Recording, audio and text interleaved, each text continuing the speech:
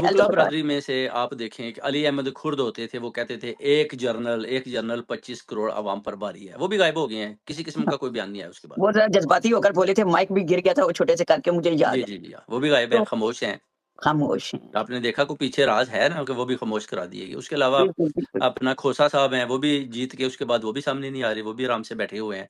चौधरी एतजाज़ अहसन भी जैसे पहले बोलते थे, वो भी अब हक के लिए नहीं आवाज़ बुलंद कर रहे। जैसे उन्होंने अपनी जस्टिस के लिए वकला बरादरी को इकट्ठा किया, आवाज़ बुलंद की और वो मार्का मारा। अभी वो भी पीछे हट के बैठ गए हैं आराम से। जब उनको वही धमकी आई थी कि मैं जनाब चौधरी एतजाज़ अहसन को कत्ल करने जा रहा था, तो मैंने करना था, तो पता है बयान आया था एक आदमी का, उस दिन के बाद चौधरी एतजाज़ अहसन साहब भी आराम से बैठ गए हैं, कि ये हुँ, पता नहीं कहीं वाक़ई मुझे कहीं कत्ल ही ना कर दे। ये चीज़ें भी देखें, उसके अलावा आप देखें चौधरी परवेज़ इलाही साहब जनाब, पंजाब के सदर हैं और कमरे में बैठकर ही कह रहे हैं कि मैं खान साहब के साथ हूँ। तो प्रोटेस्ट में तो पंजाब बहुत बड़ा है, तो उधर के आप सदर हैं, तो अवाम लेकर नहीं गए